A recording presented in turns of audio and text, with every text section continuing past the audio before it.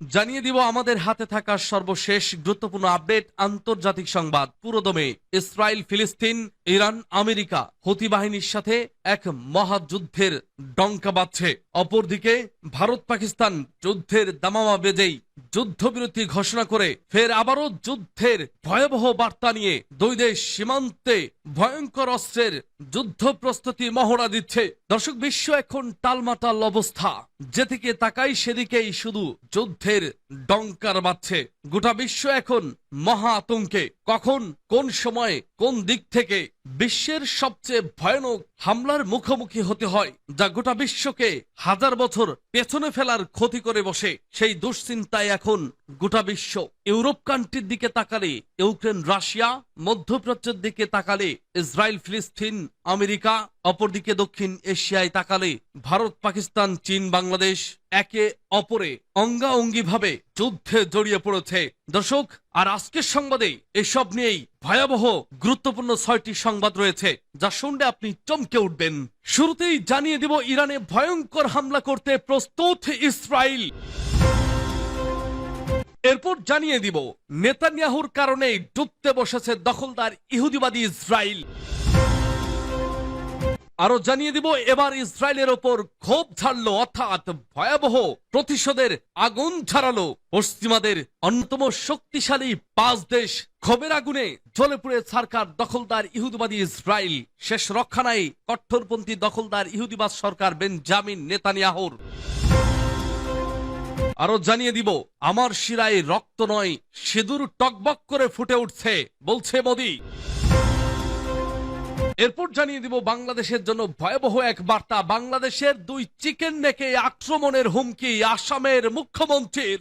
সর্বশেষ জানিয়ে দিব ইয়েমেনি ক্ষেপণাস্ত্র হামলায় ফের ইসরায়েলি বিমানবন্দর বন্ধ ঘোষণা। ঝাঁঝরা হয়ে গেছে দখলদার ইহুদিবাদী সরকার, চোখে মুখে সর্ষে ফুল দেখছে। ছিন্ন ভিন্ন ইসরায়েলি বিমানবন্দর, ক্ষেপে উঠেছে ইরান, হুতি, ফিলিস্তিন। শেষ রক্ষা নাই এবার দখলদার ইহুদিবাজ কট্টরপন্থী বেঞ্জামিন নেতানিয়াহুর। পালিয়েও রক্ষা পাবে না, পাপ বাপকে ছাড়ে না। কথায় আছে, অন্যের জন্য কুয়া খুঁজলে সেই কুয়ায় নিজেকেই পড়তে হয়। ফেলিরে ফেলি, বুঝভি দিন গেলি।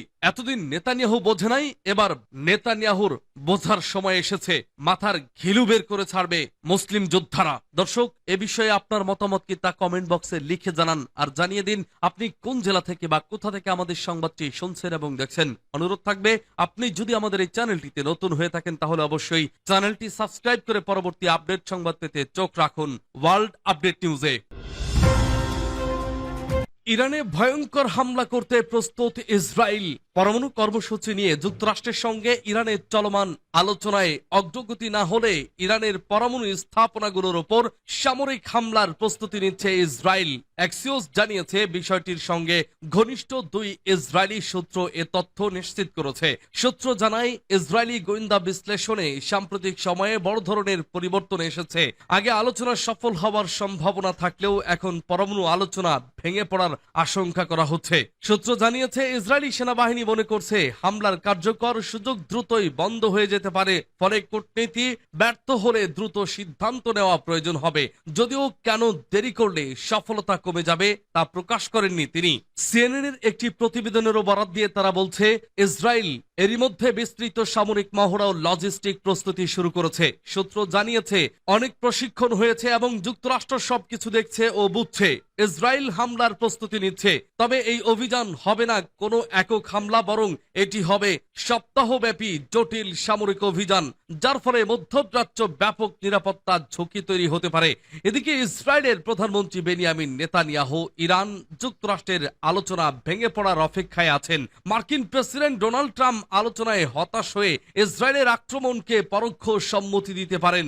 এক মার্কিন কর্মকর্তা অ্যাক্সিওসকে বলেন, ইসরায়েলকে নিয়ে হোয়াইট হাউস উদ্বিগ্ন, কারণ নেতানিয়াহু ওয়াশিংটনের আনুষ্ঠানিক অনুমোদন ছাড়াই হামলা চালাতে পারেন। উল্লেখ্য, 5ম দফা ইরান মার্কিন পরমাণু আলোচনা আগামীকাল শুক্রবার রোমে হওয়ার কথা রয়েছে। এর আগের দফায় হোয়াইট হাউসের দূত স্টিভ উইটকফ ইরান প্রতিনিধিকে একটি লিখিত প্রস্তাব দেন।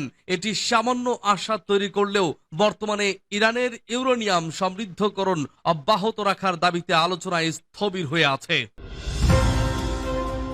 নেতানিয়াহুর কারণে ডুবতে বসেছে ইসরায়েল।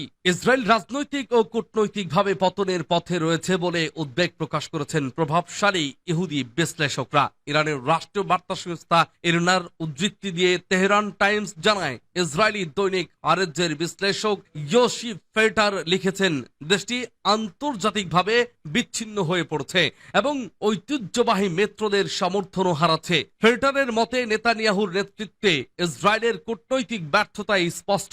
ট্রাম্প প্রশাসনের ঘনিষ্ঠ ডানপন্থী নেতাদের সমর্থন কমে যাওয়ার পাশাপাশি ইউরোপীয় দেশগুলো কড়া প্রতিক্রিয়া জানাতে শুরু করেছে। ফ্রান্স, ব্রিটেন ও কানাডা এক যৌথ বিবৃতিতে ইসরায়েলের বিরুদ্ধে পদক্ষেপ নেওয়ার হুমকি দিয়েছে। এমনকি জার্মানি ও চেক প্রজাতন্ত্র উদ্বেগ প্রকাশ করেছে।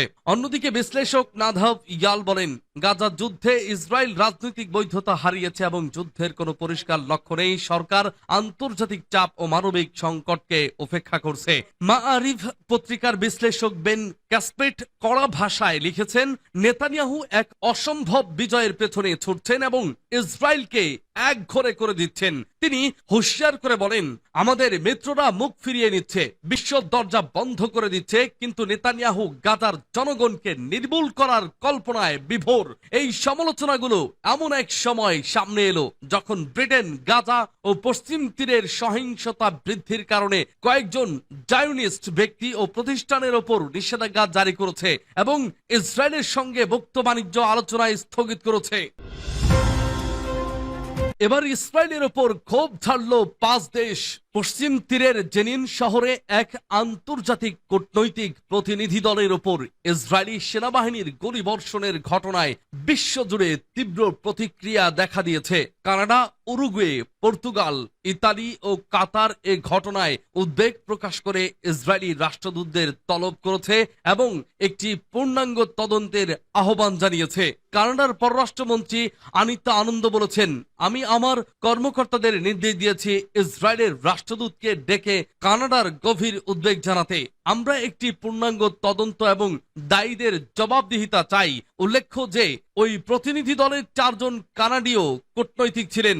উরুগুয়ে, পর্তুগাল ও ইতালিও আলাদাভাবে ইসরায়েলি রাষ্ট্রদূতদের তলব করে ঘটনার বিস্তারিত ব্যাখ্যা চেয়েছে। পর্তুগালের পররাষ্ট্র মন্ত্রণালয় জানিয়েছে, এই ঘটনাটি আন্তর্জাতিক আইন লঙ্ঘনের ইঙ্গিত দেয়। এদিকে কাতার এ ঘটনাকে খোলামেলা আন্তর্জাতিক আইন ও কূটনৈতিক নিয়ম লঙ্ঘন বলে অবহিত করেছে এবং আন্তর্জাতিক সম্প্রদায়কে ইসরায়েলের বিরুদ্ধে ব্যবস্থা নিতে আহ্বান জানিয়েছে।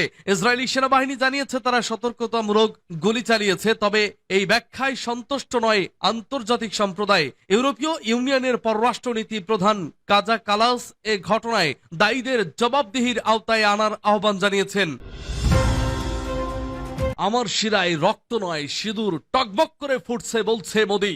ভারত গত 22শে এপ্রিল কাশ্মীরের পেহেলগামে সন্ত্রাসী হামলার প্রতিশোধ মাত্র 22 মিনিটেই নিয়েছে বলে তিনি দাবি করেছেন ভারতের প্রধানমন্ত্রী নরেন্দ্র মোদী। একই সঙ্গে তার শিরায় রক্ত নয় বরং সিঁদুর টকবক করে ফুটছে বলেও মন্তব্য করেছেন। বুধবার রাজস্থানের বিকানেরে এক জনসভায় মোদী এসব কথা বলেন।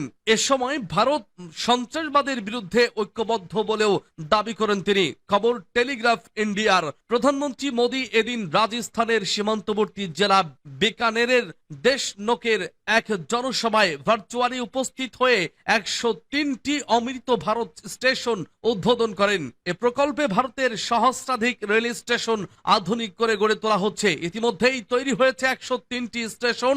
বিভিন্ন রাজ্যের সক্রিয় শিল্প, সংস্কৃতি এবং ঐতিহ্য তুলে ধরা হয়েছে এই স্টেশনগুলোতে। সেখানেই কথা প্রসঙ্গে উঠে আসে পেহেলগাম হামলা এবং অপারেশন সিঁদুরের কথাও। এ সময় মোদী বলেন, যারা ভারতের মা বোনেদের মাথার সিঁদুর মুছে দেওয়ার চেষ্টা করেছিল তাদের মক্ষম জবাব দেওয়া হয়েছে। 22শে এপ্রিল হামলার জবাব দেওয়া হয়েছে। মাত্র 22 মিনিটে 9টি সন্ত্রাসী ঘাঁটি গুড়িয়ে দেওয়া হয়েছে। মোদী দাবি করে বলেন, গোটা দেশ ও বিশ্বের শত্রুরা দেখেছে যখন সিঁদুর বারুদের মতো জ্বলে ওঠে তখন কি হয়। এ সময় রক্ত নয়, আমার শিরায় সিঁদুর টকবক করে ফুটছে মন্তব্য করে মোদী বলেন, সন্ত্রাসবাদের বিরুদ্ধে লড়াই করার জন্য অপারেশন সিন্দুর 3টি ফর্মুলা নির্ধারণ করেছে। প্রথমত, যদি ভারতে কোনো সন্ত্রাসী হামলা হয় তাহলে তাদের উপযুক্ত জবাব দেওয়া হবে। আমাদের বাহিনী সময়, পদ্ধতি এবং পরিস্থিতি নির্ধারণ করবে। দ্বিতীয়ত, ভারত পারমাণবিক বোমার হুমকিতে ভয় পাবে না। তৃতীয়ত, আমরা সন্ত্রাসবাদী এবং তাদের উপর নির্ভরশীল সরকারের মধ্যে পার্থক্য করব না। মোদি দাবি করেন, ভারত সন্ত্রাসবাদের বিরুদ্ধে ঐক্যবদ্ধ। পেহেলগামে গুলি চললেও আঘাত লেগেছে 140 কোটি ভারতীয় হৃদয়ে। আমরা সন্ত্রাসের হৃদয়ে আঘাত করেছি। সরকার সেনাবাহিনীকে পূর্ণ স্বাধীনতা দিয়েছে, আর ভারতীয় বাহিনী পাকিস্তানকে মাটিতে নামিয়ে এনেছে।